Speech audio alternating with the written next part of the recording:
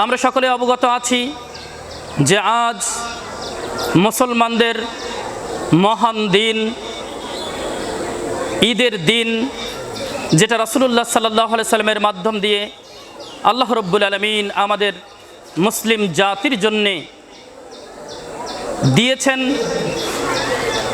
সেই দিনটা আমরা অনেকেই আছি যে এমন করে থাকি যে এত আনন্দ করতে থাকি যে আনন্দের চোটে দেখা যায় এক সময় ইসলামের বিপরীতে গিয়ে গান বাজনা বাদ্যযন্ত্র এমনকি সিনেমা হল পর্যন্ত পৌঁছে যায় আনন্দের ঠেলায়।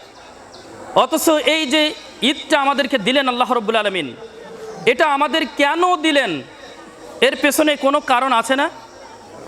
মহা একটা পরীক্ষা ইব্রাহিম আলাইহিস সালামের হয়েছিল, যেই পরীক্ষাকে কেন্দ্র করে আল্লাহ রাব্বুল আলামিন এই ঈদুল আজহা, ঈদের দিনটা দিয়েছেন। আর কেন দিয়েছেন আল্লাহ রাব্বুল আলামিন বলছেন সূরা আল বাকারা 185 নম্বর আয়াত। আল্লাহ রাব্বুল আলামিন বলছেন ওয়ালিতুকাব্বিরুল্লাহ আলা মা হাদাকুম ওয়া লাআল্লাকুম তাশকুরুন। আল্লাহ রাব্বুল আলামিন বলছেন ওয়ালিতুকাব্বিরুল্লাহ, তোমরা আল্লাহর নামে তাকবীর ধ্বনি করো। কি দিতে বললেন বলেন তো? তাকবীর ধ্বনি করো। আলা মা হাদাকুম, যিনি তোমাদেরকে হেদায়েত দান করেছেন। সুবহানাল্লাহ। আমরা যে মুসলিম হিসাবে পরিগণিত হয়েছি, এটা আমাদের জন্য পরম পাওয়া, বড় পাওয়া, বিশাল বড় সৌভাগ্যের বিষয়। আমরা মুসলিম হিসাবেই পরিগণিত হয়েছি। আল্লাহর একমাত্র দিন, মনোনীত দিন, ইন্নাদ দীনা ইনদাল্লাহিল ইসলাম, এই ইসলামের ভিতরেই আমরা প্রবেশ করতে পেরেছি। এর মতো সৌভাগ্যবান জাতি আর কে হতে পারে যে আল্লাহর মনোনীত দিনের ভিতরে আছে? সুবহানাল্লাহ বলি। তো আল্লাহ রাব্বুল আলামিন কেন দিলেন এই দিন? ওয়ালিতুকাব্বিরুল্লাহ, তোমরা আল্লাহর নামে তাকবীর ধ্বনি করো। আলা মা হাদাকুম, যিনি তোমাদের হিদায়াত দান করেছেন। ওয়া লাআল্লাকুম তাশকুরুন, যাতে করে তোমরা কৃতজ্ঞতা প্রকাশ করতে পারো। সুবহানাল্লাহ। তাহলে কৃতজ্ঞতা প্রকাশ করতে হবে, আল্লাহর শুকরিয়া আদায় করতে হবে। কিসের মাধ্যমে? তাকবীরের মাধ্যমে। এই জন্য তো নবী মুহাম্মদ রাসূলুল্লাহ সাল্লাল্লাহু আলাইহি সাল্লামের মাধ্যমে আল্লাহ রাব্বুল আলামিন বলে দিয়েছেন যে মুসলিম জাতি, তোমরা 9ই জিলহজ ফজর থেকে শুরু করে একেবারে 13ই জিলহজ আসর পর্যন্ত তোমরা কি করবে? তোমরা তাকবীর ধ্বনি পাঠ করবে। প্রত্যেক সালাত, ফরজ সালাতের পরে কমপক্ষে 3 বার তাকবীর ধ্বনি পাঠ করবে। যেখানে যে অবস্থায় থাকবে। ওমর রাদিয়াল্লাহু তাআলা আনহুর হাদিস দেখলাম যে ওমর রাদিয়াল্লাহু তাআলা বাজারে যাচ্ছেন, বাজারে গিয়েছেন, ওখানে শুরু করেছেন তাকবীর ধ্বনি দেওয়া। আর ওইখান থেকেই তার ওই আওয়াজ শুনতে পেয়ে, তাকবীরের আওয়াজ, অন্যরা তাকবীর দেওয়া শুরু করে। এভাবে করে সারা মদিনার অলি গলি সব এই তাকবীরের ধ্বনিতে জয়কার হয়ে যায়। সুবহানাল্লাহি ওয়া বিহামদিহি। সুতরাং আমরাও তাকবীর ধ্বনি করি। আল্লাহু আকবার, আল্লাহু আকবার, লা ইলাহা ইল্লাল্লাহ, ওয়াল্লাহু আকবার, আল্লাহু আকবার, ওয়ালিল্লাহিল হামদ। আল্লাহু আকবার, আল্লাহু আকবার, লা ইলাহা ইল্লাল্লাহ, ওয়াল্লাহু আকবার, আল্লাহু আকবার, ওয়ালিল্লাহিল হামদ। মুখ থেকে বের হচ্ছে না কেন? তাকবীর দেন না হৃদয় খুলে। আল্লাহু আকবার, আল্লাহু আকবার, লা ইলাহা ইল্লাল্লাহ, ওয়াল্লাহু আকবার, আল্লাহু আকবার, ওয়ালিল্লাহিল হামদ। দেখেন, এই দিনটা আমরা কাটাবো তাকবীরের মাধ্যম দিয়ে, জিকির আজগারের মাধ্যম দিয়ে, ভালো ভালো কাজের মাধ্যম দিয়ে এই দিনটা আমরা কাটানোর চেষ্টা করবো ইনশাআল্লাহ। আমাদের ভিতর থেকে কোনো যুবক যেন এই রকম কাজ না করে যে আনন্দ করতে গিয়ে, ঈদের আনন্দ করতে গিয়ে সে কি করবে? ওই গান বাজনা বাদ্যযন্ত্রের সাথে সে জড়িত হয়ে, সিনেমা হলের সাথে জড়িত হয়ে সে তার আনন্দটা উপভোগ করবে, এমনটি যেন না হয়। কারণ এটা মুসলমানদের ঈদ, মুসলমানদের আনন্দ বিধর্মীদের আনন্দের একেবারেই বিপরীত থাকবে। বিধর্মীদের আনন্দ হচ্ছে ওই গান বাজনা বাদ্যযন্ত্র, আমাদের আনন্দ হচ্ছে আল্লাহর নামের তাকবীর ধ্বনি করা, ভালো ভালো খানাফেনা করা, আত্মীয় স্বজনদের সাথে দেখা সাক্ষাৎ করা, আনন্দ করা, বেড়ানো ঘোরা, ইসলামিক সাংস্কৃতিক যদি কিছু থাকে তাহলে সেগুলোর মাধ্যমে আনন্দ করা, কিন্তু যেন গান বাজনা বাদ্যযন্ত্রের সাথে কোনোভাবেই যেন আমরা জড়িত না হই, এই দিকটা খেয়াল রাখবো ইনশাল্লাহ। দেখেন, বলছিলাম যে এই যে দিনটা ইব্রাহিম আলাইসাল্লাম এর মহা পরীক্ষার মাধ্যম দিয়ে এই দিনটা শুরু হয়েছিল, এই দিনটা কার্যকর করা হয়েছে, দিনটা দেওয়া হয়েছে শুধুমাত্র ইব্রাহিম আলাইসাল্লামের পরীক্ষাকে কেন্দ্র করে। তো ইব্রাহিম আলাইসাল্লামের পরীক্ষার মাধ্যম দিয়ে আমাদের কি শিক্ষা রয়েছে আর আমরা মুসলিম জাতি কি শিক্ষা নিয়েছি, এটাই হলো মূলত দেখার বিষয়।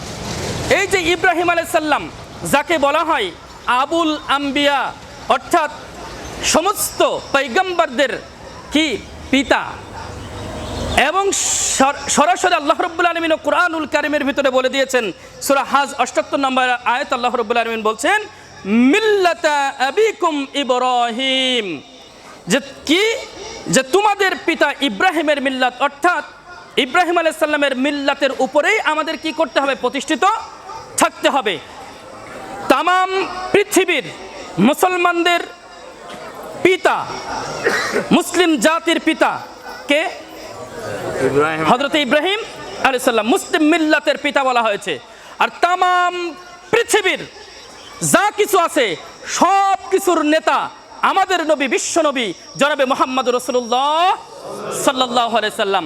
তাহলে ইব্রাহিম আলাইহিস সালাম হচ্ছেন পিতা আর আমাদের মুহাম্মদ সাল্লাল্লাহু আলাইহি সাল্লাম হলেন নেতা। দেখেন, ইব্রাহিম আলাইহিস সালাম 200 বছরের মতো জীবন পেয়েছিলেন। এর ভিতরে যখন তার বয়স 70 বছর বয়স তখন তিনি দাওয়াত দিচ্ছেন, আল্লাহর কাছে সন্তান চাচ্ছেন। এই বিষয়গুলো আমরা সকলেই কম বেশি জেনে আসছি যে ইব্রাহিম আলাইহিস সালাম দাওয়াত দিচ্ছেন তার কওমদের কাছে। যখন তিনি নবুয়ত পেলেন, নবুয়ত পাওয়ার পর থেকে এই দাওয়াতি কার্যক্রম করতে আসে, বারবার কওমদের কাছে যায় আর বারবার দাওয়াত দিতে থাকে। কি দাওয়াত দেয়? ক্বালা ইয ক্বালা লিকওমিহি ইবুদুল্লাহ, হে আমার কওম, হে আমার সম্প্রদায়, তোমরা এক আল্লাহর ইবাদত করো। কয় আল্লাহর বলেন তো?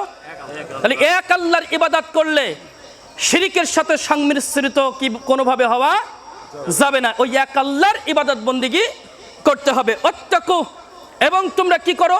আল্লাহকে ভয় করো। যালিকুম খায়রুল লাকুম ইন কুনতুম তা'লামুন, যদি তোমরা বুঝে থাকো তাহলে এটাই তোমাদের জন্য উত্তম কল্যাণকর। দেখেন, আল্লাহ রাব্বুল আলামিন বলছেন যে স্মরণ করে ইব্রাহিমকে, যখন তিনি তার সম্প্রদায়কে বললেন যে তোমরা এক আল্লাহর ইবাদত করো এবং আল্লাহকে ভয় করো, এটাই তোমাদের জন্য উত্তম যদি তোমরা বুঝে থাকো।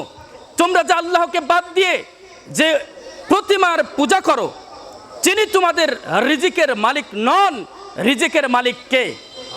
রিজিকের মালিক হলেন আল্লাহ। সুতরাং আল্লাহর নিকটে রিজিক তালাশ করো, ইবাদত করো, সেই এক আল্লাহর ইবাদত করো, তার প্রতি কৃতজ্ঞতা প্রকাশ করো, কারণ তার নিকটেই তোমাদের ফিরে যেতে হবে। আমাদের সবার তার নিকটে ফিরে যেতে হবে না? হবে। সুতরাং আমাদের দুনিয়াবি পথ চলার ক্ষেত্রে আমাদের দেখতে হবে যে আমরা আখিরাতকে হারাচ্ছি কিনা। যদি দুনিয়া পথ চলতে চলতে আখিরাতের পথ হারিয়ে যায় তাহলে হচ্ছে সব শেষ, তাই না ভাই? সব শেষ। সুতরাং আমরা দুনিয়াটা করব আখিরাতের জন্যে। দুনিয়াটা করব কিসের জন্যে? আখিরাতের জন্যে আমরা দুনিয়াটা করব ইনশাআল্লাহ। ভাই আপনি ওঠেন। আমাদের মসজিদের যে প্রত্যেকের মাথা পিছু 100 টাকা করে মনে হয় ধরা আছে, আপনারা এই টাকাটা একটু দিয়ে দেন ইনশাআল্লাহ। সভাপতি সাহেব যাচ্ছে, দিয়ে দেন। আর আমাদের মা বোনদের ভিতর থেকে যারা আছে তারা ওখান থেকে কেউ একজন উঠে আপনারা এই কালেকশনটা করে নেন ইনশাআল্লাহ। এটা কিন্তু সাধারণ দান না, এটা কিন্তু মসজিদের যে কালেকশন সেটা। হ্যাঁ ইনশাআল্লাহ। দেখেন, আমরা আলোচনা করছিলাম যে হযরতে ইব্রাহিম আলাইহিস সালামের বিষয়। আপনাকে উঠা করে না দেন, আমাদের কিন্তু আলোচনা শেষ না, আলোচনা কেমন শুরু। আমাদের এটা খুবই গুরুত্বপূর্ণ একটা বিষয়ের জন্যে আমরা এটা শুরু করে দিয়েছে অনেক মানুষ। দেখেন, হযরতে ইব্রাহিম আলাইহিস সালাম দাওয়াত দিচ্ছেন তার কওমদেরকে, বারবার দাওয়াত দিচ্ছেন। কওমদেরকে দাওয়াত দেওয়ার পরে কওমেরা কি করলেন? ভাই কথা বলেন না, ভাই কথা বলা যাবে না তো খুতবার সময়। খুতবার সময় কেউ যেন কথা বলবে না, শুধু টাকাটা বের করে হাতে রেখে দেন, সভাপতি সাহেব যাচ্ছে দিয়ে দেন।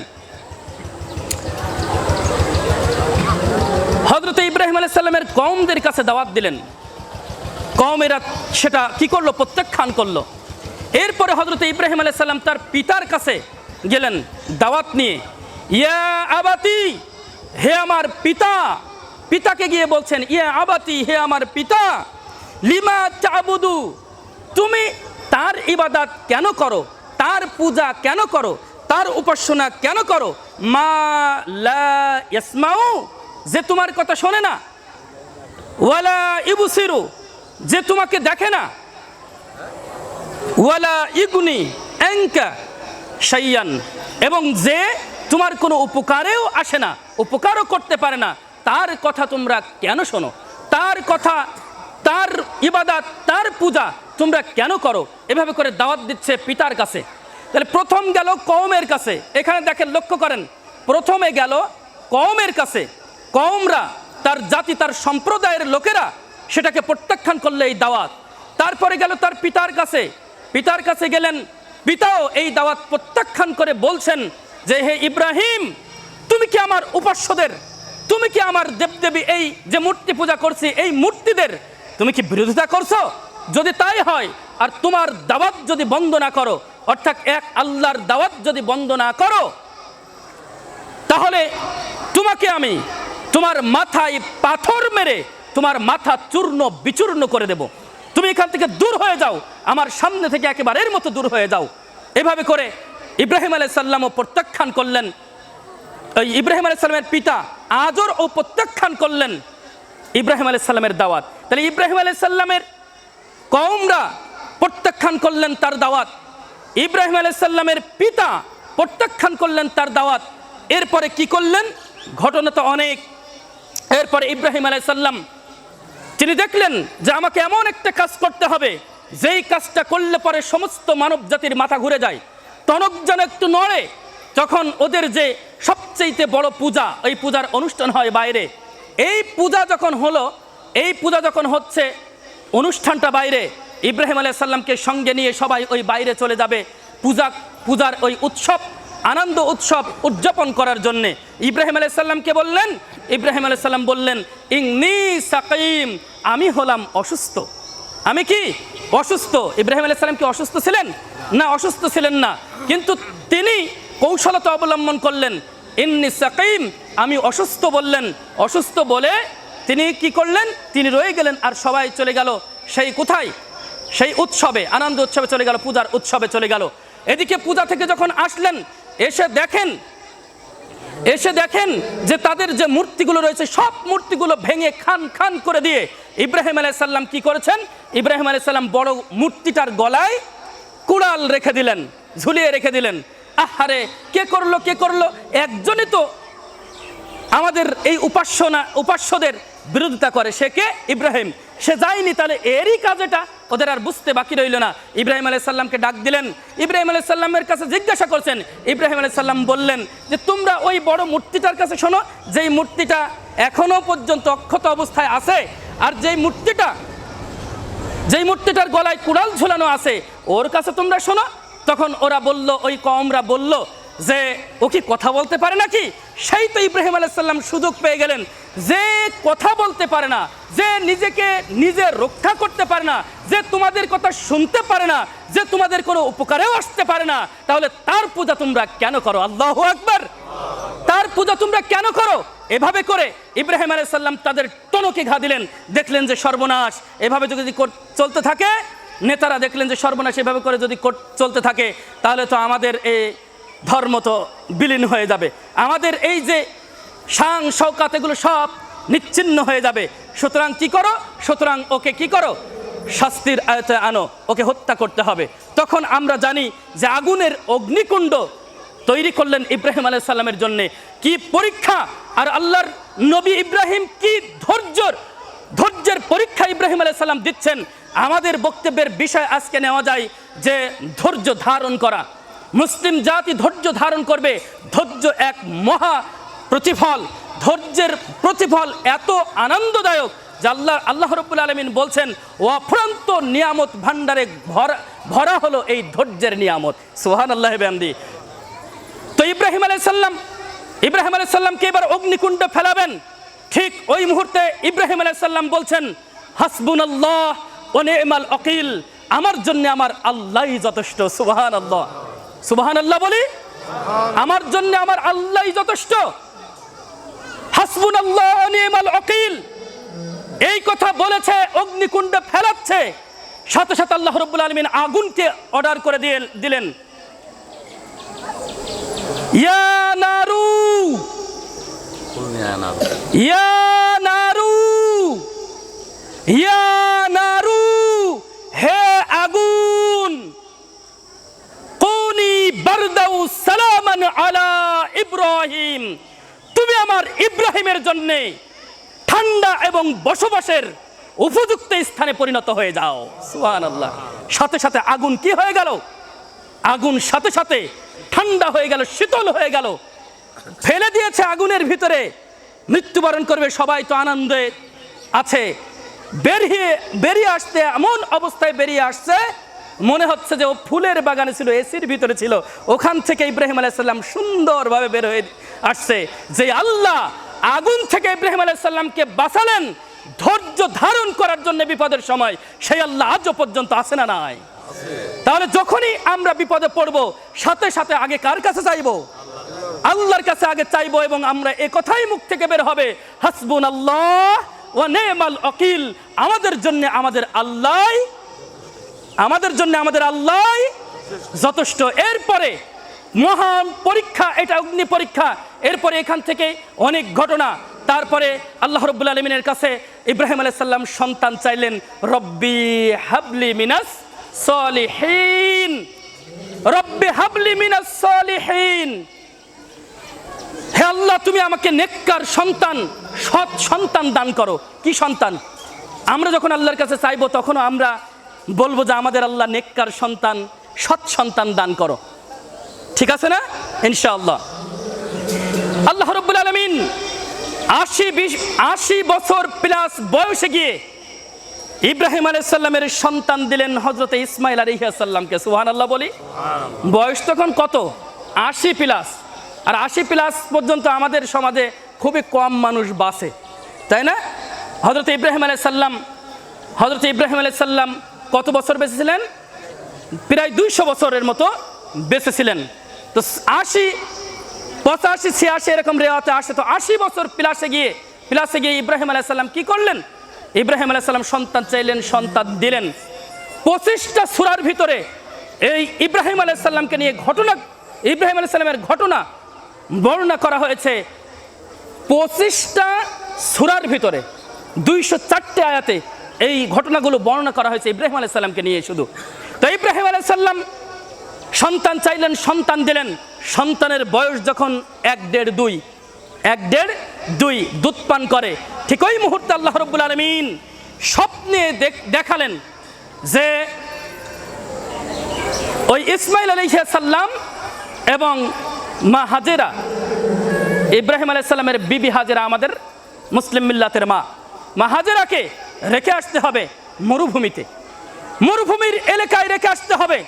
আল্লাহ রাব্বুল আলামিনের আদেশ ফলো করতে তিনি চলে গেলেন। ইব্রাহিম আলাইহিস সালাম মা হাজেরা এবং ইসমাঈল আলাইহিস সালামকে মরুভূমিতে রাখতে, যখন মরুভূমিতে রেখে আসছেন, ঠিক ওই মুহূর্তে মা হাজেরা শুধু জিজ্ঞাসা করলেন যে হে ইব্রাহিম, এটা কি আমাদের আল্লাহর সিদ্ধান্ত? তখন ইব্রাহিম আলাইহিস সালাম মুখ থেকে কথা বলতে পারে না। বলুন তো দেখি, স্ত্রী এবং সন্তানকে রেখে আসতেছে ওই মরুভূমি এলাকায়, ইব্রাহিম আলাইহিস সালামের মুখ থেকে কথা বের হয় না। ইব্রাহিম আলাইহিস সালাম কি করলেন? শুধু ইশারায় বললেন, নাম, হ্যাঁ, এটা আমাদের আল্লাহরই সিদ্ধান্ত। তখন মা হাজেরা আলাইহিস সালাম তিনি জবাব দিচ্ছেন, হে ইব্রাহিম, আপনি চিন্তিত হবেন না, আপনি চিন্তা করবেন না, যে আল্লাহর সিদ্ধান্ত অনুযায়ী আজ এখানে আমাদেরকে রেখে যাচ্ছেন, তিনি আমাদেরকে খাবারে পানিতে আমাদেরকে মারবেন না। সুবহানাল্লাহ বলি। কি বিশ্বাস তাদের, কি বিশ্বাস, কি ঈমান তাদের, যে মরুভূমি এলাকায় যেখানে কোনো খাবার নেই, পানিও নেই, মরুভূমি, বালু আর বালু, সেইখানে রেখে আসছে। বিশ্বাস হচ্ছে আল্লাহর সিদ্ধান্ত, যেহেতু আল্লাহই আমাদের খাবারের ব্যবস্থা করবেন, পানির ব্যবস্থা করবেন, বিপদ থেকে উদ্ধার করবেন কে? আল্লাহ বিপদ থেকে উদ্ধার করবেন। এই বিশ্বাস নিয়ে সেখানে থাকলেন। অনেক ঘটনা, সময় সংক্ষেপ। হযরত ইব্রাহিম আলাইহিস সালাম রেখে যখন চলে আসলেন, ইসমাইল আলাইহিস সালামের বয়স যখন 11, 12, 13, ইসমাইল আলাইহিস সালামের বয়স যখন 11, 12, 13, তখন ইব্রাহিম আলাইহিস সালাম গিয়ে বলছেন, ইয়া বুনাইয়া, হে আমার বৎস, হে আমার কলিজার টুকরা সন্তান, ইয়া বুনাইয়া, হে আমার বৎস, হে আমার কলিজার টুকরা সন্তান, ইন্নী আরা ফিল মানাম, আমি স্বপ্নে দেখেছি যে আমি তোমাকে জবেহ করছি। অর্থাৎ নবীদের স্বপ্ন সত্য স্বপ্ন, ওহি আল্লাহর পক্ষ থেকে আমি স্বপ্ন দেখেছি, আমি তোমাকে কি করছি? জবেহ করছি। এখন তোমার অভিমত কি, তুমি বলো। সন্তান দৌড় দিয়েছিলেন না? এই কথা শুনে দৌড় দিয়েছিলেন ইসমাইল আলাইহিস সালাম? না, এ কথা শুনে যেমন পিতা তেমন সন্তান, যেমন পিতা তেমন সন্তান। সন্তান তখন জবাব দিচ্ছেন, সাতাজিদুনি ইনশাআল্লাহ মিনাস সাবিরিন। আল্লাহ রাব্বুল আলামিন যে আদেশ আপনাকে করেছেন, আপনি আপনার আদেশটা বাস্তবে পরিণত করুন। ইনশাআল্লাহ অবশ্যই আপনি আমাকে সবরকারীদের অন্তর্ভুক্ত দেখতে পাবেন। সুবহানাল্লাহ, সুবহানাল্লাহ বিহামদি। ইব্রাহিম আলাইহিস সালাম তার সন্তানকে জবেহে দিতে যাচ্ছেন। বাবু ভাই ওঠেন, সেক্রেটারি ভাই একটু ওঠেন, উঠে দানগুলো কালেকশন করে দেন তো, সাধারণ দান। আপনারা সাধারণ দানটা একটু দিয়ে দেন, দ্রুত দিয়ে দেন। ওঠে, সামনে থেকে ওঠেন। হ্যাঁ, ও তাও তো ভালো, সবাই কাতার থেকে ওঠেন, একজন করে ওঠেন কাতার থেকে, তাহলে দ্রুত হয়ে যাবে ইনশাল্লাহ। দ্রুত দেন। ইব্রাহিম আলাইহিস সালাম এবার কি করলেন? এই ভাই উঠলেন কেন? ভাই উঠলেন কেন? নো, এই বসো। একজন করে কালেকশন করে, ও কালেকশনের জন্য পাশ থেকে কেউ নেই? পাশ থেকে ওঠেন, এক পাশ থেকে উঠে চলে যান, মধ্যখান থেকে উঠে যাবে কেন? শুনছেন তো? শুনেন, সর্বশেষ হযরত ইব্রাহিম আলাইহিস সালাম কি করলেন? হযরত ইব্রাহিম আলাইহিস সালাম তার সন্তান ইসমাইল আলাইহিস সালামকে ছুরি চালাচ্ছেন তার গলায়। যখন ছুরি চালাবেন ঠিক ওই মুহূর্তেই ইব্রাহিম আলাইহিস সালামকে পেছন দিক থেকে ডাক দিলেন। গায়েবী আওয়াজ চলে আসলো আল্লাহর পক্ষ থেকে, ইয়া ইব্রাহিম কদ সাদ্দাকতার রুইয়া, তুমি তোমার স্বপ্নকে সত্যে বাস্তবে পরিণত করেছো। সুবহানাল্লাহ। সুতরাং আল্লাহ রাব্বুল আলামিন জানিয়ে দিচ্ছেন যে, আল্লাহ রাব্বুল আলামিন বলছেন যে তুমি তোমার স্বপ্নকে সত্যে পরিণত করেছো, আর আমি তোমার ইসমাইলের পরিবর্তে দিলাম মহান এক জন্তু। সুবহানাল্লাহ। আর যদি ইব্রাহিম আলাইহিস সালামের সন্তান ইসমাইলের গলায় ছুরি চালানো হতো, আর ওই রেওয়াজ যদি আমাদের এই সমাজে যদি এটা চলতো, প্রত্যেক বছরে আনন্দের জায়গায়, প্রত্যেক বছরে বাড়িতে বাড়িতে কান্নার রোল পড়ে যেত। ঠিক কিনা বলেন? কান্নার রোল পড়ে যেত। আল্লাহ রাব্বুল আলামিন ওইখান থেকে আমাদেরকে এমন একটা ব্যবস্থা করে দিলেন যে সন্তান নাই, পশুর মাধ্যম দিয়ে নিজের মনের পশুত্বকে কুরবানি দিয়ে একটা পশু তুমি জবেহ করো, ওই পশুর গোশত খাও, আনন্দ করো। সুবহানাল্লাহ বলবেন না? কোথা থেকে কি দিয়ে দিল আল্লাহ রাব্বুল আলামিন? কোথা থেকে কি দিয়ে দিল আল্লাহ রাব্বুল আলামিন? এভাবে করে আল্লাহ রাব্বুল আলামিন পৃথিবীতে যত নবী রাসূল এসেছিলেন, পয়গম্বর এসেছিলেন, পৃথিবীতে যত ইমানদার বান্দা বান্দী এসেছিলেন, মুমিনা বান্দা বান্দী এসেছিলেন, সবাইকেই আল্লাহ রাব্বুল আলামিন পরীক্ষা কম বেশি নিয়েছেন। কম বেশি পরীক্ষা নিয়েছেন, আমাদের মধ্য থেকেও যারা ইমানদার আল্লাহ ওয়ালা মুমিন মুমিনা বান্দা বান্দি, আমাদের আল্লাহ রাব্বুল আলামিন পদে পদে পরীক্ষা নিয়ে থাকেন। ওই পরীক্ষায় ধৈর্য হারাবেন না, ওই পরীক্ষায় ধৈর্য না হারিয়ে ওই পরীক্ষায় ধৈর্য ধারণ করে টিকে থাকতে হবে। কোনো সময় ইবাদতে আসবে, কোনো সময় সন্তান সন্ততি দিয়ে আসবে, কোনো সময় সম্পদ দিয়ে আসবে, অর্থ সম্পদ দিয়ে আসবে। এভাবে করে একের পর এক একটি সময় এক এক রকম পরীক্ষা আমাদের উপরে আসবে। সেই সময় আমাদের বুক থেকে বের হবে হাসবুনাল্লাহ ওয়া নি'মাল ওয়াকিল, আমাদের জন্য আমাদের আল্লাহ যথেষ্ট। আরেকটা কথা বলবেন, ইন্না লিল্লাহি ওয়া ইন্না ইলাইহি রাজিউন, এ কথাও আপনারা বলবেন ইনশাআল্লাহ। ধৈর্য ধারণ করতে হবে, ধৈর্যের ফল মিষ্ট হয়। ধৈর্যের ফল কি হয়? মিষ্ট হয়। আর ধৈর্য এমন একটি বস্তু যে সেই ধৈর্য জান্নাত পর্যন্ত আমাদেরকে পৌঁছে দেয়। আর প্রত্যেক মুসলমানদের মানের টার্গেট হলো কি? জান্নাত। প্রিয় হাজিরিন, আপনারা সাধ্যমতো আপনাদের দান করেছেন, আল্লাহ তাআলা আপনাদের দানকে কবুল করে নেন, আমরা বলি আল্লাহুম্মা আমিন। তবে এই সময় ঈদের সময় বেশি বেশি করে দান করতে হয় অন্য অন্য সময়ের তুলনায়। আজ এই যে দিনটা, এই দিনটা আজও পর্যন্ত আছে, আজও পর্যন্ত এই দিনটা আছে যে জিলহজ মাসের প্রথম দশকের ভিতরে দিনটা। আর জিলহজ মাসের প্রথম দশকের দিনে আল্লাহ রাব্বুল আলামিন নবী মুহাম্মদ সাল্লাল্লাহু আলাইহি ওয়াসাল্লামের মাধ্যমে বলে দিয়েছেন যে এই দিনগুলির আমল ওয়ালাল জিহাদু ফি সাবিলিল্লাহ, জিহাদের চাইতেও উত্তম। সুবহানাল্লাহ। সুতরাং এই দিনে আমরা বেশি বেশি করে দান করব। এই যে দান করলাম, আরও বেশি করে আমরা দান করব। সাথে সাথে আমরা যে কুরবানিটা এখন গিয়ে করব, এই কুরবানিটা বারবার আপনাদেরকে বলে আসছি, এই কুরবানিটা যেন স্রেফ শুধুমাত্র আল্লাহর সন্তুষ্টির জন্য হয়। কিসের জন্য হয়? ইন্নি সালাতি ওয়া নুসুকি ওয়া মাহইয়া ওয়া মামাতি লিল্লাহি রাব্বিল আলামিন। বলুন, আমার সালাত, আমার কুরবানি, আমার জীবন, আমার মরণ সবকিছু কার জন্যে?